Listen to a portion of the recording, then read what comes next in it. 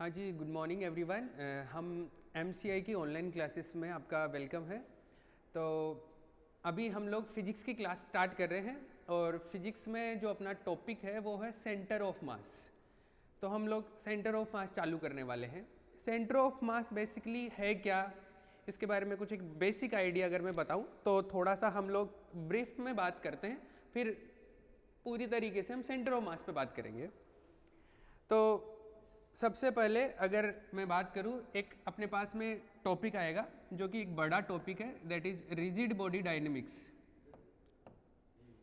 हाँ जी, rigid body dynamics.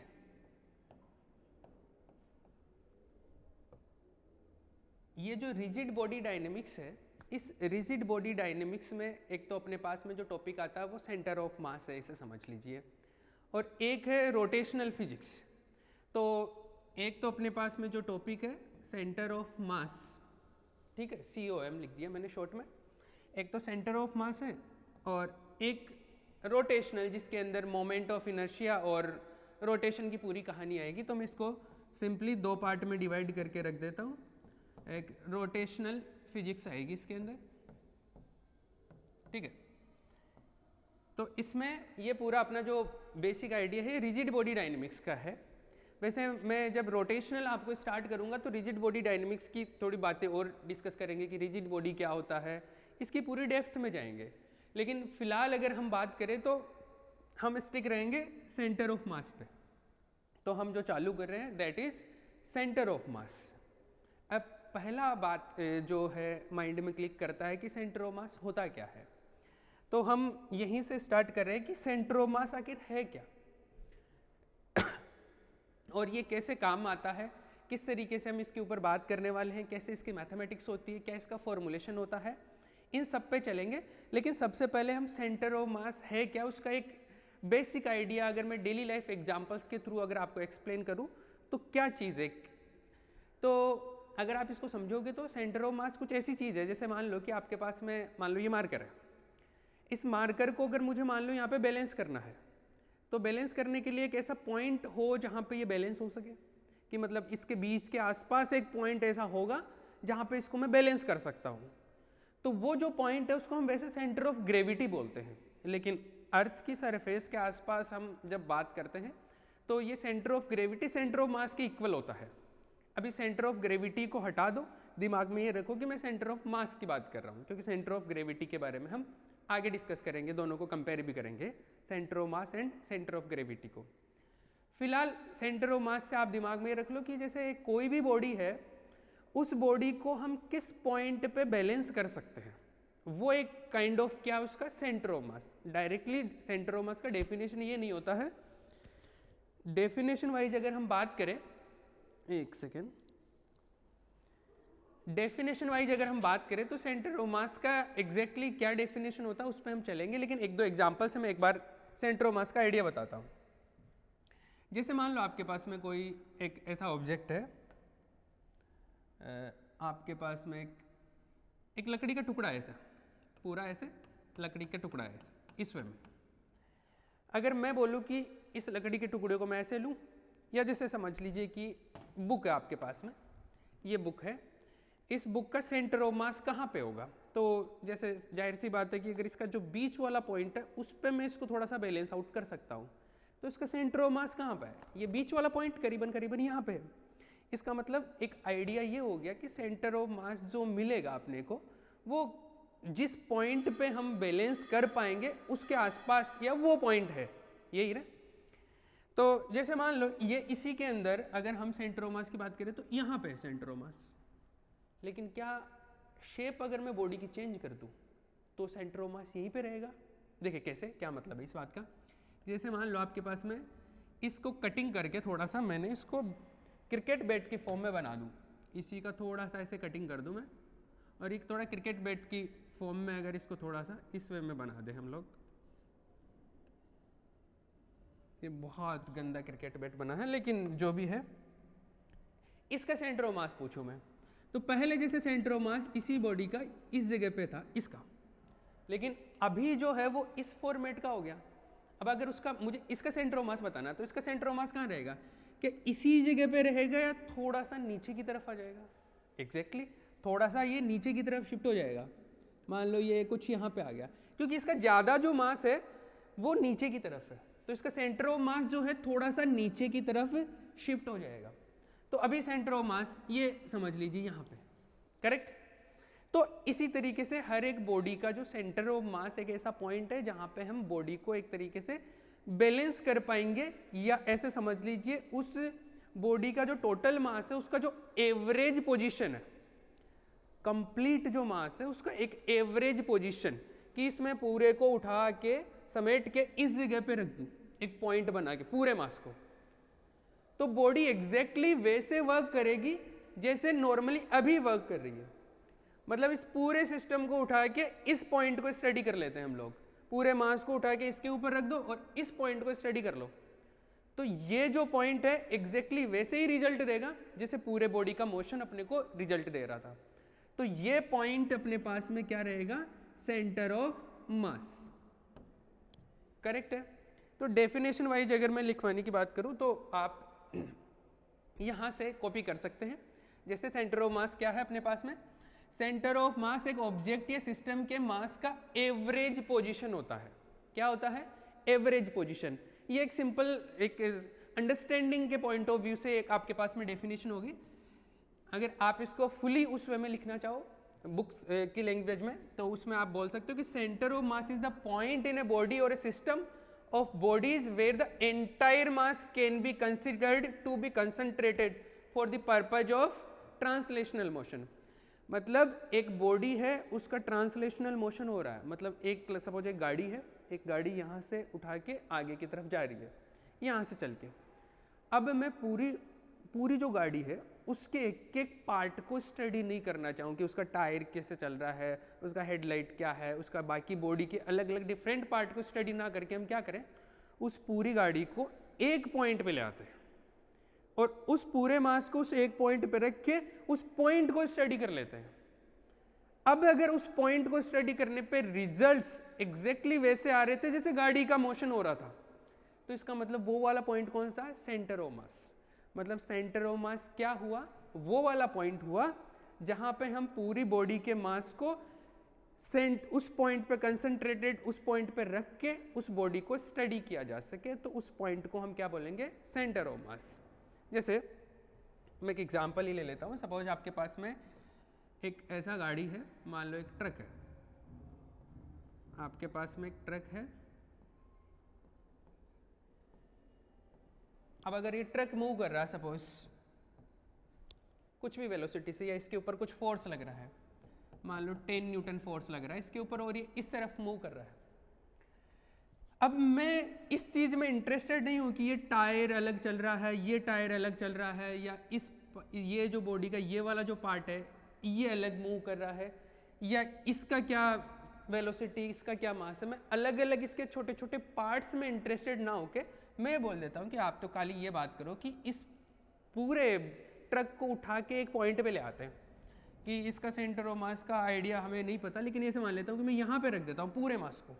Suppose इसका मास है 10 kg, 10 kg इसका मास है, और 10 kg को उठा के यहाँ पे रख देते हैं इस जगह पे, लाइक यहाँ पे रख दिया, मतलब इस पॉइंट पे, इस पॉइंट को मैंने वहाँ पे शो कर रहा हूँ मैं, तो इस पॉइंट पे रख दिया हमने, और अब इस पॉइंट पे पूरा मास 10 kg रख लो और इस पूरे ट्रक को आप ट्रक ना कंसीडर करके एक पॉइंट की तरह ट्रीट कर लो, और अब इसके ऊपर 10 न्यूटन फोर्स लग रहा है, ठीक है। अब आप ये समझ लीजिए कि ट्रक जिस तरीके से मोशन कर रहा था, ट्रांसलेशनल मोशन मतलब एक पॉइंट से दूसरे पॉइंट पे जा रहा है, तो इसमें जो रिजल्ट आ रहे थे मोशन के एग्जैक्टली वही रिजल्ट इसके अंदर अगर आ रहे हैं, इसका मतलब आपने उस पूरे मास को कहाँ पे पुट किया? सेंटर ऑफ मास पे, करेक्ट। तो सेंटर ऑफ मास का मीनिंग अपने को क्लियर है, समझ गए। अब ये डिफरेंट बॉडीज के लिए डिफरेंट पोजीशन में हो सकता है, अलग अलग तरीके से हम इसको कैलकुलेट करते हैं। तो आप एक डेफिनेशन अगर लिखना चाहे तो आप यहाँ पे इसको स्क्रीनशॉट ले लीजिए इसका पॉज करके, और इसका डेफिनेशन आप राइट डाउन कर लीजिए क्योंकि आपको रिकॉर्डेड फॉर्म में मिल रहा है। चलिए आपने ये कर लिया होगा। अभी हम लोग चलते हैं और आगे इसके फॉर्मूलेशन मैथमेटिक्स की बात करते हैं। मैथमेटिक्स की बात करने के लिए उससे पहले एक और चीज़ बता देता हूँ मैं आपको कि इसकी रिक्वायरमेंट क्यों है, कि हमको सेंटर ऑफ मास पढ़ना क्यों पड़ रहा है, कहाँ पे ज़रूरत है, कैसे काम में आएगा। उसके कुछ 2-3 में एग्जाम्पल बताता हूँ। जैसे आपने वो देखा है, एक डीजे चलता है ना, जैसे पिकअप को डीजे की फॉर्म में कन्वर्ट कर देते हैं, तो उसमें आपने नोटिस किया होगा, जैसे मेरे पास में इमेज होगा इसमें, हाँ जैसे ये है, अगर जब हम पिकअप को अगर डीजे की फॉर्म में कन्वर्ट कर देते हैं ये इस वे में, तो आपने देखा होगा कि जब म्यूजिक चलता है या जब पीछे की तरफ वेट, ये जो है पीछे की तरफ वेट ज़्यादा होता है, तो बहुत बार ऐसे होता है ये आगे की तरफ से उठने लग जाता है, करेक्ट। तो पीछे की तरफ वेट ज़्यादा होने की वजह से इसका सेंटर ऑफ मास थोड़ा सा पीछे की तरफ शिफ्ट हो जाता है। पीछे की तरफ शिफ्ट होने की वजह से ये है कि ये पीछे की तरफ, ये है कि ये गिरने के चांसेस है कि ये ऐसे रोटेट करके पीछे की तरफ गिर जाए, तो इसका जो सेंटर ऑफ मास या सेंटर ऑफ ग्रेविटी है वो पीछे की तरफ शिफ्ट हो गया। हम ये चाहते हैं कि थोड़ा बैलेंस रहे, गिरने के चांसेस कम हो, तो आगे की तरफ भी वेट उतना रहना चाहिए या मास उतना रहना चाहिए ताकि ये बैलेंस हो सके। तो आगे की तरफ हम वेट को बैलेंस करने के लिए आपने देखा होगा कि ये जो जनरेटर वगैरह जो होता है ये यहाँ पे आगे की तरफ रख देते हैं, ये यहाँ पे बांध के रखते हैं, ये जो बोनेट का ये जो बम्पर का हिस्सा होता है इस जगह पे हम लोग जनरेटर को बांध देते हैं ताकि आगे की तरफ भी मास क्या हो जाए, बैलेंस हो सके, करेक्ट। तो इस तरीके से हम सेंटर ऑफ मास को बैलेंस करते हैं। तो ये डेली लाइफ के कुछ चीज़ों में ये काम में आता है। थोड़ा फिजिक्स के पॉइंट ऑफ व्यू से बात करूँ तो हमने जैसे प्रोजेक्टाइल मोशन पढ़ा है।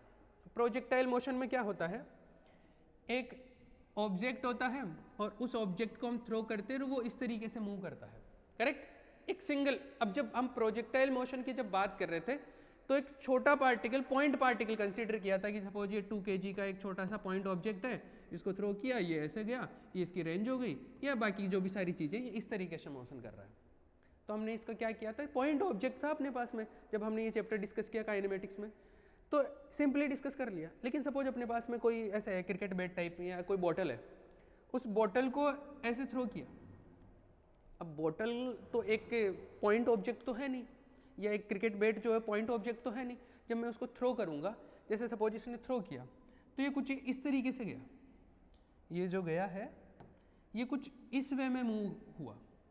अब बैट का तो क्या एक एक्सटेंडेड ऑब्जेक्ट, एक पॉइंट तो है नहीं, अब इसकी मोशन को कैसे स्टडी किया जाए। वैसे देखा जाए तो आप एक चीज़ इसमें नोटिस कर पाओगे कि ये जो बैट है इसका जो सेंटर ऑफ मास है, जैसे ये जो पॉइंट्स दिखा रखे हैं इसके बीच बीच में, ये इसके सेंटर ऑफ मास है। ये बैट का जो सेंटर ऑफ मास है ये प्रोजेक्टाइल मोशन करेगा अगर इस तरीके से हम थ्रो करेंगे तो हम बैट के अलग अलग पॉइंट्स को तो डिस्कस नहीं कर पाएंगे, लेकिन अगर मैं बैट का सेंटर ऑफ मास पकड़ लूँ और सेंटर ऑफ मास को डिस्कस करें तो इसका जो बैट का सेंटर ऑफ मास है एग्जैक्टली प्रोजेक्टाइल मोशन ही करता है। तो हम पूरे बैट का अगर मोशन को स्टडी करना चाहें तो बैट तो अलग अलग पॉइंट पे, क्योंकि ये साथ में घूम भी रहा है, रोटेट भी हो रहा है, तो इसकी मोशन को स्टडी करना डिफिकल्ट हो जाएगा। तो हम क्या करेंगे, इसका सेंटर ऑफ मास को स्टडी करेंगे ताकि अपने को इसका एवरेज, जो पूरे बैट का जो एवरेज पोजीशन है मास का वो पता चल जाएगा, वही तो सेंटर ऑफ मास है। अब हम सेंटर ऑफ मास को ही स्टडी कर लेंगे खाली, उससे अपने को इस बैट का पूरे का मोशन का आइडिया लग जाएगा। तो इस तरीके से हम क्या करते हैं, सेंटर ऑफ मास पता होने से मोशन को स्टडी करना या कैलकुलेशन करना थोड़ा आसान हो जाता है। इसलिए सेंटर ऑफ मास अपने लिए जरूरी चीज़ है कैलकुलेट करना या पता करना, ठीक है। ये आइडिया हो गया कि सेंटर ऑफ मास होता क्या है, कैसे हमको इसकी ज़रूरत है, हम इसको क्यों स्टडी कर रहे हैं। इन 2-3 क्वेश्चंस का अपने को आंसर मिला यहाँ तक। अब हम बात करने वाले हैं कि इसका मैथमेटिक्स क्या है, क्योंकि ये तो समझने के पॉइंट ऑफ व्यू से कहानी हो गई, लेकिन इसमें जो मोस्ट ऑफ पार्ट है, मेजोरिटी पार्ट है, क्योंकि हम नीट जेईई के पॉइंट ऑफ व्यू से प्रिपरेशन कर रहे हैं तो उसके लिए तो हमारे पास में क्वेश्चंस आएंगे। तो मोस्ट ऑफ पार्ट जो इसका है वो क्वेश्चंस बेस्ड है, न्यूमेरिकल एग्जाम्पल्स बेस्ड है। तो हम अब क्वेश्चंस पे आएंगे या न्यूमेरिकल्स पे आएंगे, तो उसके लिए अपने को मैथमेटिकल फॉर्मूलेशन आना चाहिए कि क्या इसके कैलकुलेट कैसे करते हैं, क्या फॉर्मूला होता है, तो उस पे आते हैं। तो चलिए, तो अपने पास में है mathematics of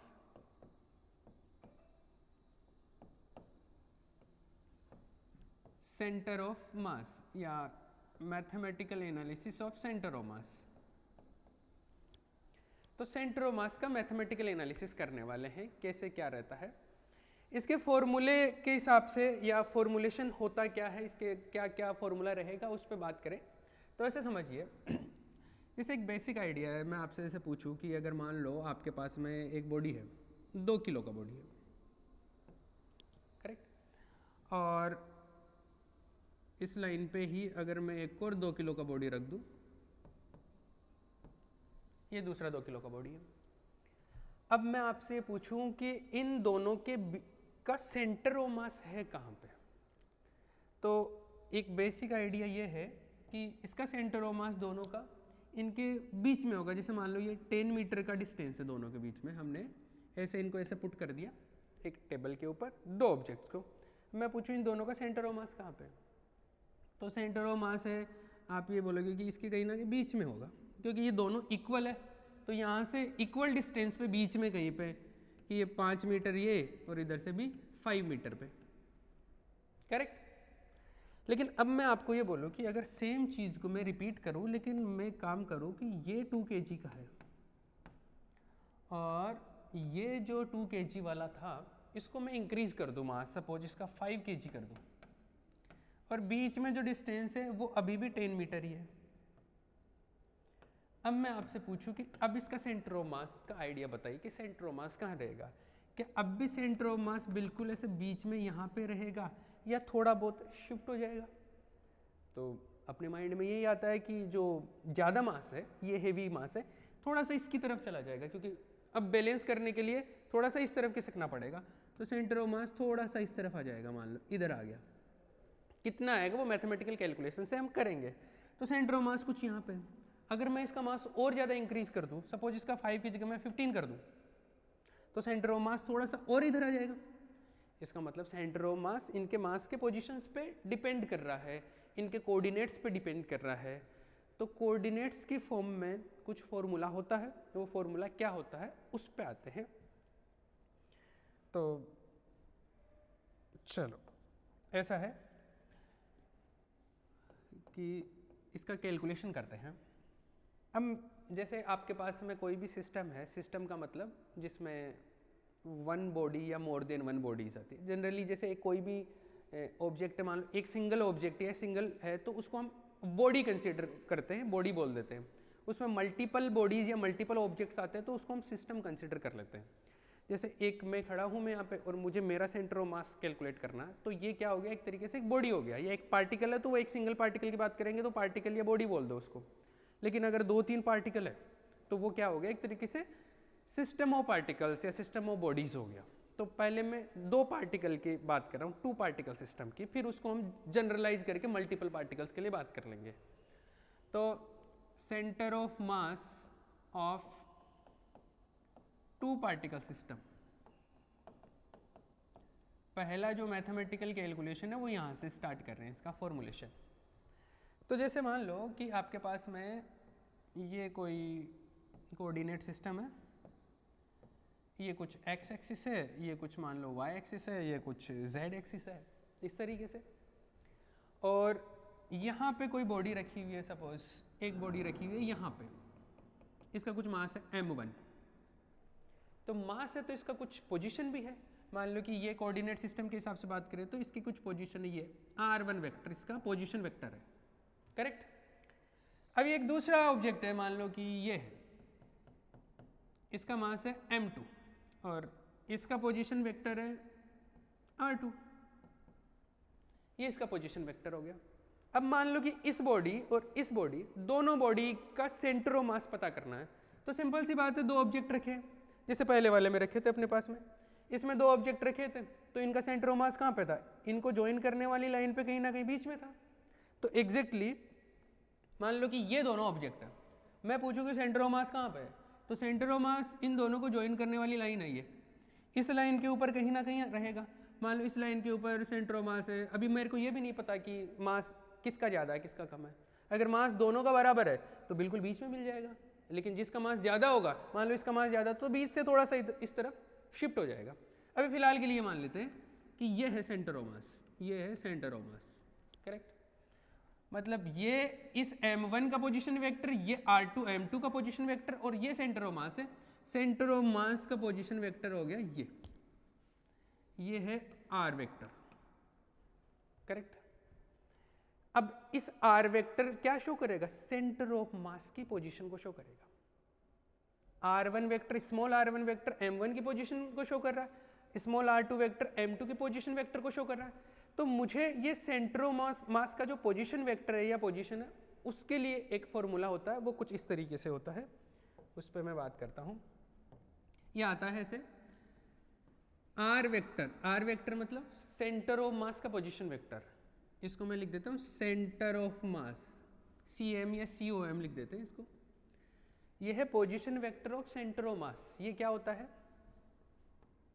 first body m1, उसका position vector r1 vector plus m2 second body, उसका position vector r2 vector upon, क्योंकि दो ही ऑब्जेक्ट है, दो ही बॉडीज है, इसके अंदर दो पार्टिकल है, तो दो पार्टिकल का हमने कैलकुलेट कर लिया। अगर मल्टीपल और भी होते हैं तो हम आगे और ऐड करते जाते हैं।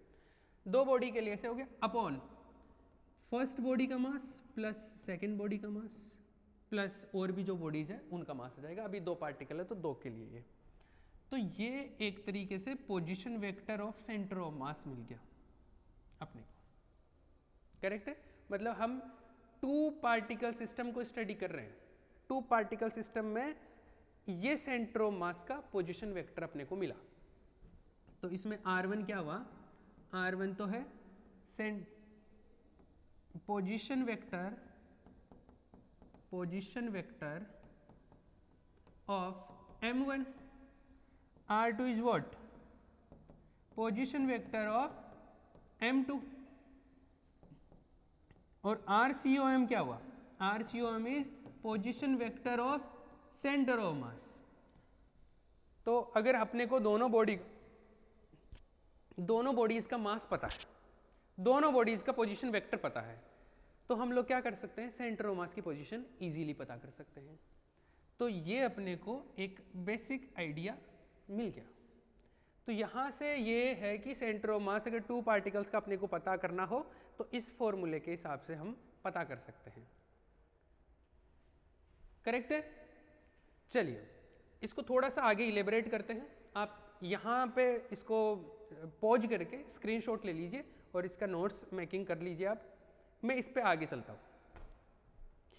तो अपने को एक बेसिक आइडिया ये मिला कि सेंटर ऑफ मास अगर अपने को पता करना है टू बॉडी सिस्टम का, तो टू बॉडी सिस्टम के लिए अपने पास में हो गया m1 r1 vector plus m2 r2 vector upon m1 plus m2। आप चाहो तो देखो m1 प्लस m2, उस पूरे सिस्टम में दो ही ऑब्जेक्ट थे, दो ही पार्टिकल थे, तो उन दोनों का टोटल मास आएगा ना ये, तो टोटल मास है ये। तो आप चाहो तो इसको ऐसे भी लिख सकते हो m1 m2 r2 upon m total, mt मतलब total mass m1 plus m2।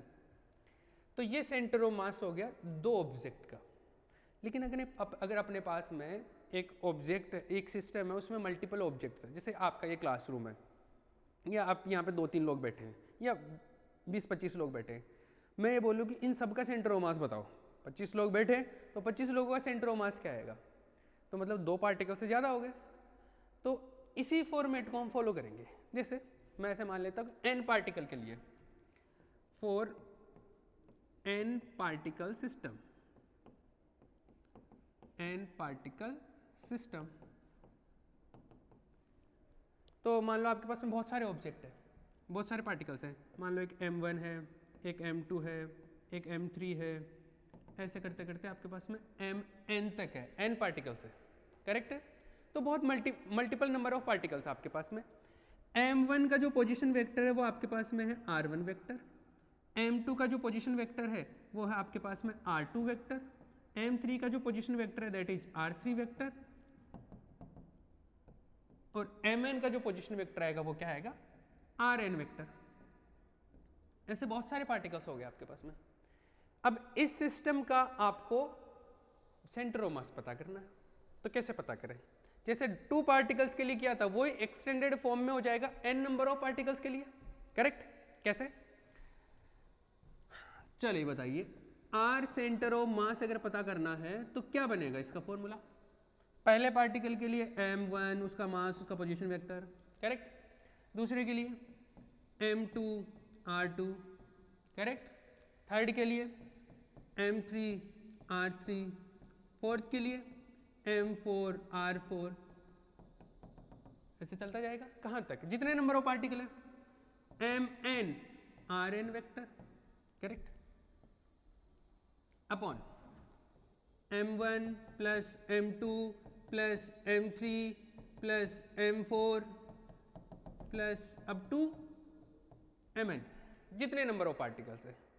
तो अगर दो ही पार्टिकल नहीं, जितने भी पार्टिकल आ जाए तो उसके लिए हम अप्लाई कर सकते हैं ये।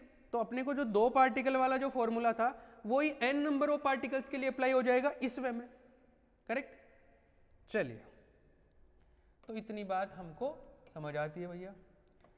आप इसको एक काम करो, स्क्रीनशॉट ले लो इसका और इसको छाप लो, कॉपी कर लेना आप इसको। डन। चलिए आगे बढ़ते हैं हम लोग। अब देखो ये जो फॉर्मेशन है इसको हम थोड़ा सा इस तरीके से लिख सकते हैं। कैसे? इस फॉर्मेशन को हम ऐसे लिख सकते हैं। थोड़ा सा मैथमेटिक्स में एक समेशन का तरीका होता है, लिखने का एक तरीका होता है एडिशन को, वो ऐसे होता है जैसे आपके पास में आया आर सेंटर ऑफ मास, तो आप इसको क्या कर सकते हो, इसको ऐसे लिख सकते हो। ये क्या हो रहा है? सम ही हो रहा है ना, n नंबर ऑफ टर्म्स का क्या हो रहा है? सम हो रहा है। तो हम एक ये सा सिंबल लगाते हैं, इसको बोलते हैं समेशन। क्या बोलते हैं? समेशन। समेशन मतलब सम करना। ये ऐसे होता है mi ri अपॉन नीचे क्या है? Summation of mi। इसका मीनिंग क्या हुआ कि जैसे सपोज ये i है, i का वैल्यू मैं 1 से स्टार्ट कर रहा हूँ और n तक लिख रहा हूँ। कहाँ से स्टार्ट कर रहा हूँ? i का वैल्यू 1 से स्टार्ट कर रहा हूँ, n तक जा रहा हूँ। तो लाइक मैं 1 पुट करूँगा सबसे पहले, तो 1 पुट करूँगा, नीचे आएगा 1, ऊपर आएगा m1 r1, ये वेक्टर फॉर्म में है, सॉरी वेक्टर फॉर्म में ये। तो ऊपर आएगा m1 r1, फिर 2 पुट करूँगा m2 r2, फिर 3 पुट करूँगा m3 r3। इस तरीके से जो भी टर्म्स आएंगे वो सब क्या होते जाएंगे? ऐड होते जाएंगे, करेक्ट है। तो 1 पुट करेंगे, 2 पुट करेंगे, 3 पुट करेंगे, ऐसे चलता जाएगा और जितने नंबर ऑफ पार्टिकल्स है उन सब के लिए क्या हो जाएगा? सम हो जाएगा अपने पास में। तो इस तरीके से हम क्या कर सकते हैं, इसको समेशन की फॉर्म में भी राइट डाउन कर सकते हैं। तो ये समेशन फॉर्म है। अब जितने आपके पास में पार्टिकल है उसके लिए आप ये लिख सकते हो, ठीक है। अच्छा, इसको इस तरीके से भी लिखा जा सकता है। अगर मैं चाहूँ तो इसको इस तरीके से देखो, ऊपर तो ऐसे आ जाएगा mi और ri वेक्टर अपॉन ये वैसे क्या है? m1 plus m2 plus m3 plus m4, ये क्या है? टोटल मास ही तो है। तो आप चाहो तो इसको ऐसे भी लिख सकते हो mt, t मतलब टोटल मास, ठीक है। मतलब mt क्या है यहाँ पे बेसिकली देखा जाए तो ये है m1 plus m2 plus m3, ये चीज़ है टोटल मास।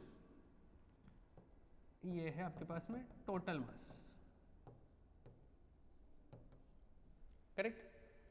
तो इस तरीके से आप पोजीशन वेक्टर अगर आपको पता हो पार्टिकल्स का तो आप उसके सेंटर ऑफ मास का पोजीशन वेक्टर भी पता कर सकते हो। डन। चलिए इसको आप आगे स्क्रीनशॉट लेके या जैसे भी आप कॉपी करना चाहो तो आप इसको कॉपी कर लीजिए, हम आगे बढ़ेंगे। करेक्ट। चलो, ये तो आ गया आपका पोजीशन वेक्टर की फॉर्म में। अब जैसे मैं इस पर एक न्यूमेरिकल करवा देता हूँ ताकि आपको आइडिया लग जाए कि इसका क्या सेंस है, कैसे हम सेंटर ऑफ मास की पोजीशन पता करें। एक न्यूमेरिकल करते हैं हम लोग। जैसे मान लो, बहुत सिंपल न्यूमेरिकल से स्टार्ट कर रहा हूँ कि एक आपके पास में एक ऑब्जेक्ट है m1 जो कि ये मान लो 2 kg का, एक दूसरा ऑब्जेक्ट है m2 वो मान लो 3 kg का। Done, simple. m1 जो है उसका कुछ पोजीशन वेक्टर है, मान लो r1 है, r1 वेक्टर ये है 2i cap minus 3j cap plus k cap करके ऐसा कुछ है। ऐसे ही m2 का भी कुछ पोजीशन वेक्टर है, मान लो r2 वेक्टर है, ये है minus i cap plus j cap plus 2k cap, इस तरीके से कुछ है। अब मैं ये बोलूँ कि दो पार्टिकल है और वो दो पार्टिकल कुछ इस तरीके से रखे हुए हैं, उनके पोजीशन वेक्टर्स अपने को पता है कि उनकी पोजीशन पता है अपने को, मुझे सेंटर ऑफ मास पता करना है। तो आप सबसे पहले एक काम कीजिए, इसको पोज करके आप खुद से इसको कैलकुलेट करिए, ठीक है। अब मैं बता देता हूँ इसको। तो जैसे सेंटर ऑफ मास का फॉर्मूला क्या है, जैसे दो पार्टिकल अपने पास में, तो सेंटर ऑफ मास का क्या formula basic, m1 r1 vector plus m2 r2 vector upon m1 plus m2, या टोटल मास, करेक्ट। तो आप वैल्यू पुट कर लो, m1 कितना है 2 kg, r1 वेक्टर ये है, तो r1 वेक्टर का वैल्यू पुट कर दो, ये है क्या 2i minus 3j plus k plus m2 कितना है 3 kg, r2 कितना है minus i plus j plus 2k, correct. m1 plus m2 2 plus 3 ये हो गया 5, ठीक है। इसको मल्टीप्लाई करो, ये आ जाएगा 4i के माइनस 6j के प्लस 2k के प्लस ये माइनस 3i के प्लस 3j के प्लस 6k के अपॉन 5, ठीक है।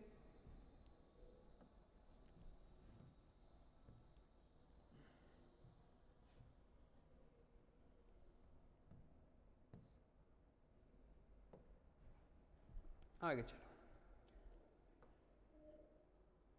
अगर मैं i वाले को ऐड करता हूं तो 4i माइनस 3i, i बच गया, माइनस 6j प्लस 3 तो minus 3j, 2k plus 6k 8k upon 5, ये हो गया सेंटर ऑफ मास का पोजीशन वेक्टर। अगर आप इसको थोड़ा सा ऐसे लिखना चाहो, सेंटर ऑफ मास का पोजीशन वेक्टर, तो ऐसे लिख लो आप इसको, 5 से इसको डिवाइड कर दो तो 1/5 i कैप, इसको लिखूंगा तो माइनस 3/5 j कैप, और इसको लिखूंगा तो 8/5 k कैप। ये क्या आ गया सेंटर ऑफ मास का पोजीशन वेक्टर। डन। अगर आपको कोऑर्डिनेट बताने हो तो देखो आप इससे कोऑर्डिनेट भी बता सकते हो।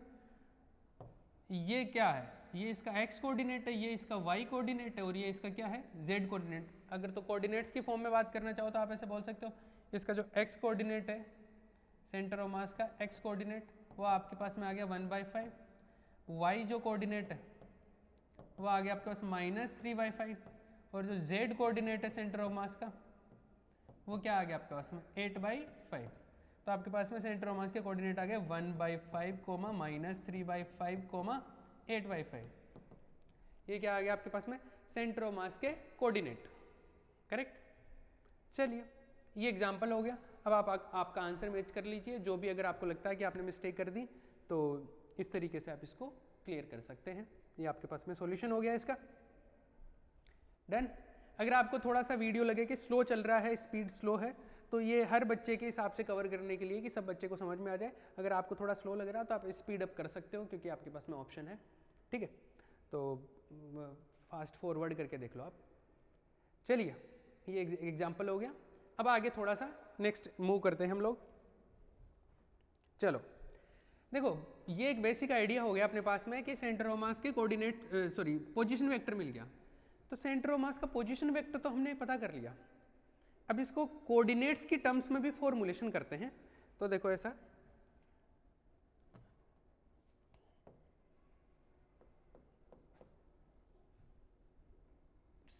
कोऑर्डिनेट्स ऑफ सेंटर ऑफ मास।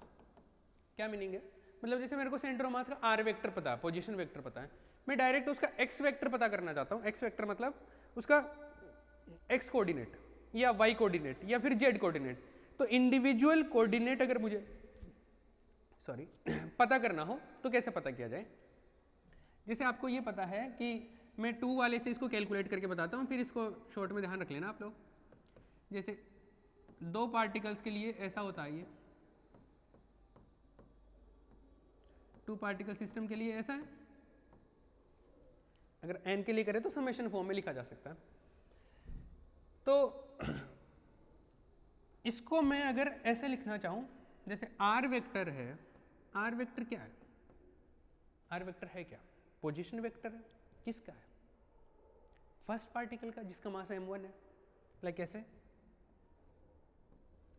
मान लो कि एक पार्टिकल, ये एक्स कोऑर्डिनेट, एक्स एक्सिस, ये वाई एक्सिस, और सपोज ये जी एक्सिस है, जेड एक्सिस, ये है आपके पास में m1 mass.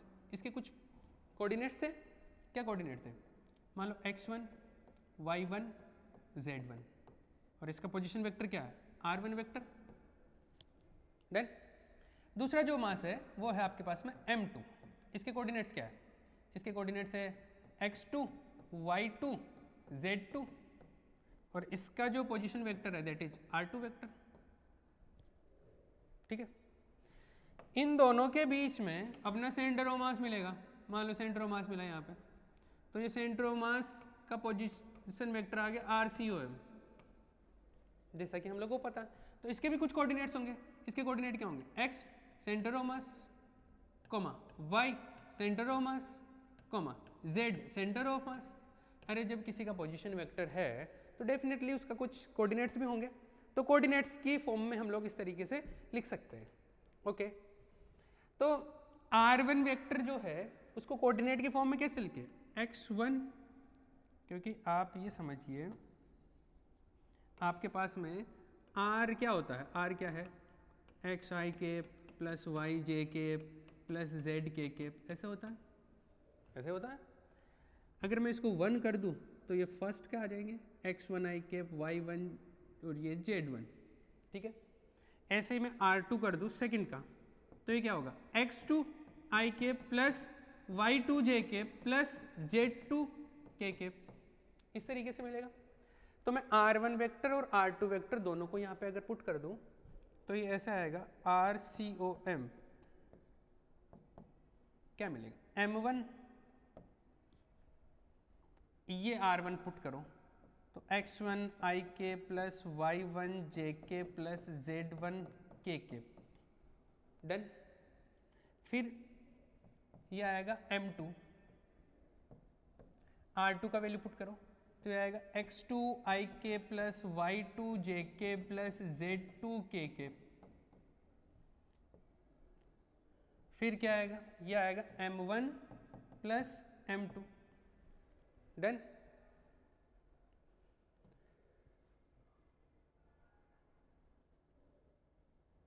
I hope it is visible. ठीक है, चलिए आगे बढ़ते हैं। ये आ गया, इसमें देखो आई वाले को एक साथ में रख लेते हैं, तो इसमें आएगा m1 x1, इसमें आएगा m2 x2, इसमें आ गया m1 x1, इसमें आएगा m2 x2, और दोनों में आई है तो मैं आई को बाहर रख देता हूं ऐसे। ठीक है, फिर इसमें m1 y1, इसमें m2 y2, और दोनों में जे आएगा, तो m1 y1, इसमें आएगा m2 y2, और इसमें आ गया जे के। फिर इसमें m1 z1 plus m2 z2, और ये क्या आ जाएगा के।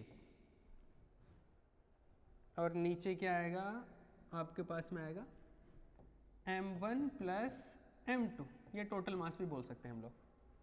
ठीक है, चलो, और इधर क्या है, इधर r सेंटर ऑफ मास है। अच्छा, r सेंटर ऑफ मास आप मुझे बता सकते हो, r सेंटर ऑफ मास को भी तो मैं ऐसे लिख सकता हूँ, r सेंटर ऑफ मास। अच्छा, इसे यहाँ पे शायद ये विजिबल ना हो तो इसकी पोजीशन थोड़ा सा चेंज कर लेते हैं। हाँ जी, r सेंटर ऑफ मास को हम ऐसे लिख सकते हैं, x आई के प्लस वाई जे के प्लस जेड के, और ये किसके है, सेंटर ऑफ मास के। ये भी किसका है, सेंटर ऑफ मास का। ये भी किसका है, सेंटर ऑफ मास का। तो x of centre of mass i cap, y centre of mass j cap plus z centre of mass k cap, तो सेंटर ऑफ मास के कोऑर्डिनेट्स है। तो यहाँ पर RCOM को हम लोग इस तरीके से लिख सकते हैं, देखो कैसे। ये RCOM क्या होगा, आपके पास में आएगा x centre of mass, centre of mass i cap plus y centre of mass j cap plus z centre of mass k, इस तरीके से रहेगा। Okay, done. चलो इसको आगे हम लोग चलते हैं।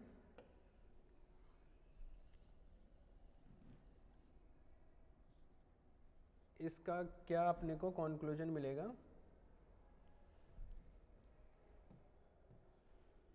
देखो एक काम कर सकते हैं हम लोग,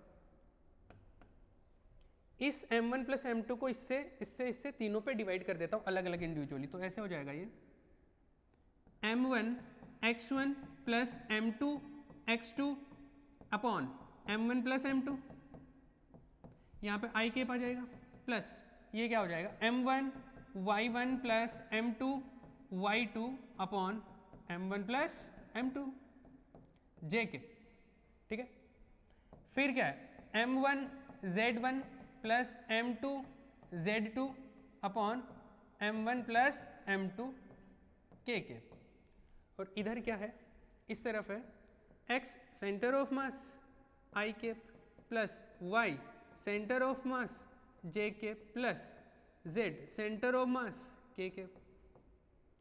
अब देखो वेक्टर में हमने एक चीज पढ़ी थी कि आप दोनों तरफ लेफ्ट और राइट में आप कंपैरिजन अब जब वेक्टर का करना हो, मतलब ये वेक्टर इस वेक्टर के इक्वल है तो इसका i का जो कोफिशिएंट है इसके i के कोफिशिएंट के इक्वल होगा, इसका जो j का कोफिशिएंट है इसमें j का कोफिशिएंट के इक्वल होगा। ऐसे ही मैं कंपैरिजन कर दूंगा। तो कंपैरिजन करेंगे तो देखो क्या बनेगा, कंपेयर करो आप, इसमें x का कोऑर्डिनेट क्या है, i का कोफिशिएंट क्या है, x centre of mass, x centre of मास, और इधर i का कोफिशिएंट क्या है, i का कोफिशिएंट ओनली ये ऊपर वाला नहीं है, i का कोफिशिएंट ये क्या, ये पूरा है क्या, ये कंप्लीट है। तो i का कोफिशिएंट ये है, क्या है m1 x1 plus m2 x2 upon m1 plus m2, ये आ गया x coordinate of centre of मास। मतलब आपको अगर सेंटर ऑफ मास का x कोऑर्डिनेट पता करना है, जैसे पहले आपको r पता करना होता था, सेंटर ऑफ मास का आपको r पता करना होता था तो आप पहले पार्टिकल का मास उसका r1, दूसरे पार्टिकल का मास उसका r2, इस तरीके से करते थे। यहाँ पे क्या है x पता करना है सेंटर ऑफ मास का, तो पहले पार्टिकल का मास उसका x कोऑर्डिनेट, दूसरे पार्टिकल का मास उसका x कोऑर्डिनेट, ऐसे सबको ऐड करते जाएंगे। Getting the point. ऐसे अगर y वाला कंपेयर करूँ मैं, मतलब j का कोफिशिएंट कंपेयर करूँ, तो j का कोफिशिएंट कंपेयर करूंगा, इधर से क्या आएगा y सेंटर ऑफ मास, उसमें में आएगा y सेंटर ऑफ मास, और इधर क्या आया m1 y1 plus m2 y2 upon m1 plus m2, और सिमिलरली क्या हो जाएगा z का भी हो जाएगा, सिमिलरली आपको मिल जाएगा z का भी,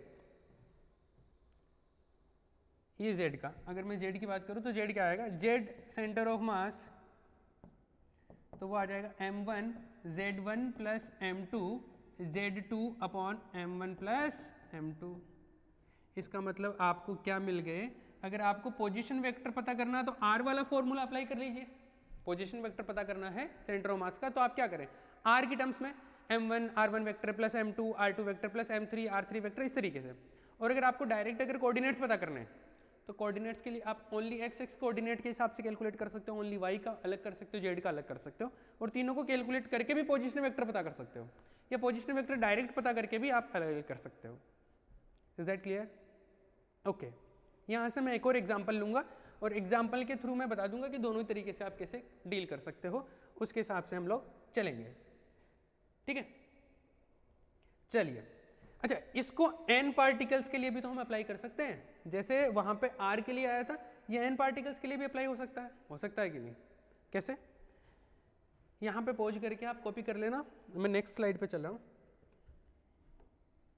ऐसे जैसे आपको मिला x centre of mass, n particle के लिए मैं डायरेक्ट अप्लाई करता हूँ, for n particle system, for n particle system, जैसे आपके पास में x centre of mass equal to क्या मिलेगा आपको मिलेगा m1 x1 पहले पार्टिकल का, m2 x2 plus m3 x3, ऐसे चलता जाएगा, plus mn xn upon m1 plus m2 dot dot dot plus mn। इस तरीके से n पार्टिकल्स का आपके पास में आ जाएगा। आप इसको सम की फॉर्म में लिखना चाहो तो सम की फॉर्म में भी लिख सकते हो, समेशन mi xi, वहां पे क्या आता था mi ri, यहाँ पे क्या आ रहा है mi xi upon summation of mi, done. या टोटल मास भी लिख सकते हो नीचे, तो एक ही बात है। Similarly y centre of mass लिख सकते हो आप m1 y1 plus m2 y2 plus plus dot dot dot mn yn upon m1 plus m2 plus plus plus mn equal to summation of mi yi upon summation of mi। Correct है। Similarly अगर z की बात करें तो z centre of मास, अभी आप खुद कर सकते हो, बाकी मैं लिख देता हूँ m1 z1 plus m2 z2 mn zn, फटाफट कर लो आप, m1 plus m2 plus mn, ये हो जाएगा summation of mi zi upon summation of mi। तो ये n पार्टिकल के लिए हो गया। तो आपको यहां से तो आपको क्या मिलेगा, उसके कोऑर्डिनेट मिल जाएंगे। जैसे सपोज आपको ओनली x कोऑर्डिनेट पे बात करनी तो x कोऑर्डिनेट पता कर लो, only y coordinate, only z coordinate, ऐसे तो तीनों कोऑर्डिनेट मिल जाएंगे। पहले r वेक्टर की फॉर्म में पता होता था तो आप क्या करते थे, आप उसका पोजीशन वेक्टर पता करते थे, और पोजीशन वेक्टर पता करके भी हम तीनों चीजें पता कर सकते हैं। तो दोनों तरीके से ही हम लोग जा सकते हैं। अभी मैं एक क्वेश्चन करवा रहा हूँ आपको, तो उस क्वेश्चन में मैं दोनों तरीके से ही, मतलब दोनों तरीके से ही आपको एक्सप्लेन कर दूंगा। ठीक है, एक बार मैं टाइमिंग नोट कर लेता हूँ। ओके,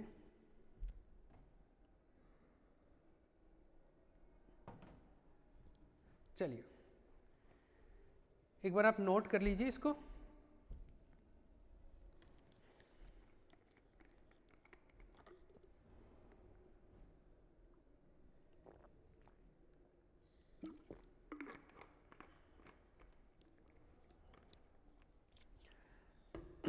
आगे बढ़ते हैं हम लोग। अब इस पे कुछ क्वेश्चंस कर लेते हैं। चलो आओ, देखो मैंने पहले 2 पार्टिकल का तो आपको एक एग्जांपल बताया, अब 3 पे चलते हैं। अब देखो ज़्यादा से ज़्यादा क्वेश्चंस ही रहेंगे, थ्योरी का जो मोस्ट ऑफ पोर्शन है वो इस पर्टिकुलर टाइप के लिए अभी तक हमने पढ़ लिया। अभी हम क्वेश्चंस पे आए। जैसे मान लो आपके पास में एक पार्टिकल है m1, जैसे मान लो एक पार्टिकल है 1 kg का, उसके कोऑर्डिनेट दे रखे हैं मान लो आपको -1, 1, 0। एक दूसरा है मान लो आपके पास में 2 kg का पार्टिकल है, उसके कोऑर्डिनेट आपके पास में 2, -1, 1। ठीक है, एक है 3 kg का है आपके पास में, या मैं इसको थोड़ा सा आसान करूँ क्या, आसान क्या, ठीक है। एक है ये 0, 1, मान लो 2, ऐसा है। ये 3 आपके पास में पार्टिकल है और वो कहाँ कहाँ पे पुट किए हुए हैं उनके कोऑर्डिनेट्स पता है। अब मैं आपसे पूछूं किसके सेंटर ऑफ मास के कोऑर्डिनेट बताओ, है सेंटर ऑफ मास का पोजीशन वेक्टर बताओ। तो एक तो आप एक काम कर सकते हो कि देखो आपको कोऑर्डिनेट पता है, मतलब इसका x कोऑर्डिनेट पता है, इसका भी x कोऑर्डिनेट पता है, इसका भी x कोऑर्डिनेट, इसका y पता है, इसका y पता है, इसका y पता है, इसका z पता है, इसका z पता है, इसका z पता है। तो आप एक या तो इस तरीके से कर लो जो लास्ट प्रीवियस में ऐसे किया था हमने, या फिर आपको कोऑर्डिनेट्स पता है, इसका मतलब आपको पोजीशन वेक्टर पता कर सकते हो क्या। तो पोजीशन वेक्टर पता कर सकते हो, मतलब इसका r1 वेक्टर पता है, आपको r2 वेक्टर पता है, r3 वेक्टर पता है। तो r1 वेक्टर, r2 वेक्टर और r3 वेक्टर तीनों अगर आपको पता है तो आप सेंटर ऑफ मास का डायरेक्ट भी कैलकुलेट कर सकते हो। कैसे, मैं दोनों तरीके से बताऊंगा, लेकिन आप यहाँ पे पॉज करके आप खुद से एक बार दोनों तरीके से कैलकुलेट करो, फिर मैं जो बताऊँ उसको मैच कर लेना। जैसे अगर मैं फिलहाल इसमें करूँ तो सबसे पहली चीज़ तो मैं किसको m1 लूँ, किसको m2 लूँ, किसको m3 लूँ, किसी को ले लो, कोई फ़र्क नहीं पड़ता। क्या फ़र्क पड़ता है, तो किसी को भी आप m1, m2, m3 ले लीजिए। जैसे मान लो मैंने इसको m1 लिया, तो m1 मेरे पास में आ गया 1 kg, m2 आया मेरे पास में 2 kg, और m3 जो आया मेरे पास में वो कितना आया 3 kg। ये 3 पार्टिकल है। मैं मान लो सेंटर ऑफ मास का x कोऑर्डिनेट पता करना चाह रहा हूँ, मैं ये मेथड लगा रहा हूँ, ये फिर मैं पोजीशन वेक्टर वाला बताऊंगा, पहले ये। तो अगर मान लो इसका x1 ये है, x1 आपको पता है, x1 कितना है -1। इसी तरीके से y1, इसको फर्स्ट पार्टिकल लिया तो इसका x1 y1 z1 हो जाएगा, इसका x2 y2 z2 हो जाएगा, इसका x3 y3 z3, ऐसे कोऑर्डिनेट्स हो जाएंगे। तो x1 ये है, y1 क्या है 1 और z1 क्या है 0। ऐसे ही अगर मैं x2 की बात करूँ सेकेंड पार्टिकल के लिए, x2, तो x2 क्या रहेगा 2, y2 क्या रहेगा -1 और z2 क्या रहेगा 1। करेक्ट, ये माइनस है। थर्ड के लिए x3 हो जाएगा 0, y3 क्या हो जाएगा 1 और z3 क्या हो जाएगा 2। ये 3 हो गया आपके पास में। अब आपको पता करना है, तो जैसे मैं पता करता हूँ, मान लो x सेंटर ऑफ मास, तो m1 x1 plus m2 x2, 3 particle, तो मैं 3 तक कैलकुलेशन कर लेता हूँ, m3 x3 upon m1 plus m2 plus m3। तो जैसे फर्स्ट पार्टिकल है m1, उसका मास है 1 kg इंटू x1 है -1 प्लस सेकेंड पार्टिकल है, उसका मास है 2 kg मल्टीप्लाई x2 कितना है 2 प्लस m3 कितना 3 kg और उसका x3 कितना है 0 upon total mass 1 plus 2 plus 3 कितना हो गया 6। इसको कैलकुलेट करो, कैलकुलेट करने पे क्या आएगा, यहां से आएगा -1 प्लस 4 प्लस 0 अपॉन 6, तो ये क्या हो गया 3 अपॉन 6, तो ये हो गया 1/2। ये क्या मिल गया आपको x कोऑर्डिनेट। सिमिलरली आप y भी पता कर सकते हो, z भी पता कर सकते हो, तो z पे y पे चलो फटाफट। अब मैं इसका इस तरीके से कैलकुलेशन ना करके थोड़ा शॉर्ट में कर दूं, थोड़ा शॉर्ट कैलकुलेशन कर लेते हैं हम लोग। अब तो देखो y सेंटर ऑफ मास पता करें, y सेंटर ऑफ मास तो क्या होगा m1 y1 plus m2 y2, m1 कितना है 1, y1 कितना है 1, तो 1 इंटू 1 हो गया, ये हो जाएगा 1 प्लस m2 y2 2 इंटू -1, ये हो जाएगा -2 प्लस m3 3 kg और y हो गया 1, तो ये हो गया 3 अपॉन टोटल 6, तो ये हो गया आपके पास में 4 - 2 अपॉन 6, ये हो गया 2/6, ये आ गया 1/3। ये आपके पास में y कोऑर्डिनेट आ गया। तो सिमिलरली हम लोग क्या कर सकते हैं, कितने टाइम का हो गया सर 55 मिनट का, 1 मिनट और कंप्लीट कर देते हैं इसको। तो ये हो गया y। इसी तरीके से z centre of mass calculate करें, z सेंटर ऑफ मास तो m1 z1 1 इंटू 0, ये तो हो गया 0, ये हो गया 2 इंटू 1, ये हो गया 2, 0 प्लस 2 प्लस z वाला 3 इंटू ये हो गया 6 अपॉन 6, तो ये हो गया आपके पास में 8/6, तो ये आ गया 4/3। आपको क्या मिल गया, इसके कोऑर्डिनेट्स मिल गए, x कोऑर्डिनेट में मिल गया, y कोऑर्डिनेट में मिल गया और z कोऑर्डिनेट में मिल गए, तीनों कोऑर्डिनेट मिल गए, x वाला ये रहा, y ये रहा और z ये रहा। तो आपको तीनों कोऑर्डिनेट मिल गए सेंटर ऑफ मास के 1/2 1/3 और 4/3। आपको क्या मिले कोऑर्डिनेट्स, आप मैच कर सकते हो अपना आंसर, 1/2 1/3 4/3, ये आपको मिल गए तीनों कोऑर्डिनेट्स x y और z सेंटर ऑफ मास के। अगर आप सेंटर ऑफ मास का पोजीशन वेक्टर पता करना चाहते हो तो आपको कोऑर्डिनेट पता चल गया, x coordinate 1/2 i cap, y coordinate 1/3 j cap और z कोऑर्डिनेट 4/3 k कैप। तो ये आपका क्या हो गया, सेंटर ऑफ मास के कोऑर्डिनेट्स हो गए, करेक्ट है। आप ये कोऑर्डिनेट हो गए, ये क्या आ गया पोजीशन वेक्टर आ गया, डन। आप चाहते तो डायरेक्ट पोजीशन वेक्टर भी कैलकुलेट कर सकते थे, कैसे पोजीशन वेक्टर हम लोग देखो, ये अपने पास में क्वेश्चन था, अगर इसके अंदर हम एक काम करते हैं कि ये 1 kg का आपको पोजीशन वेक्टर पता था, ये मतलब कोऑर्डिनेट पता थे, तो आप इसका पोजीशन वेक्टर पता कर सकते थे, कैसे, इसका आप r1 वेक्टर पता करते हैं, r1 क्या होता है इसका position -1 i cap plus j cap plus 0 k cap, मतलब ये हो जाता। ऐसे इसका r2 आता आपके पास में और इसका यहाँ से क्या आता r3 आता, तो आप r1 r2 r3 से वो फॉर्मूला लगा लेते हैं, कौन सा m1 r1 vector plus m2 r2 vector plus m3 r3 vector, और वैसे भी डायरेक्ट सेंटर ऑफ मास का कैलकुलेट कर सकते थे। तो इस तरीके से आप वैसे कैलकुलेट कर लो या इस वे में कैलकुलेट कर लो, पर आपको आना दोनों ही चाहिए, क्योंकि ये जो कोऑर्डिनेट वाला है ये भी आगे यूजफुल रहेगा। अभी तो मैंने कुछ भी नहीं बताया, एक बेसिक आइडिया बताया है। इस पूरे लेक्चर का मैं एक बार समरी करूं तो क्या किया हमने सबसे पहले सीखा सेंटर ऑफ मास क्या चीज़ है। तो सेंटर ऑफ मास क्या है, कोई भी पूरा एक ऑब्जेक्ट है वो मूव कर रहा है, तो उस ऑब्जेक्ट का पूरा मास कहाँ पे मैं रख के पूरे मोशन को एग्जैक्टली वैसे स्टडी कर सकता हूँ जैसे पूरा ऑब्जेक्ट मूव कर रहा था, तो उस पॉइंट को हम सेंटर ऑफ मास बोल देते हैं। क्यों जरूरी होता है उसके लिए मैंने कुछ एग्जांपल्स बताए थे आपको। उसके बाद में हमने इसका मैथमेटिकल फॉर्मूलेशन पढ़ा कि अगर सेंटर ऑफ मास कैलकुलेट करना हो तो वो हम उसका पोजीशन वेक्टर भी पता कर सकते हैं, उसके कोऑर्डिनेट्स भी पता कर सकते हैं, और उसके फॉर्मूले हमने पढ़ लिए।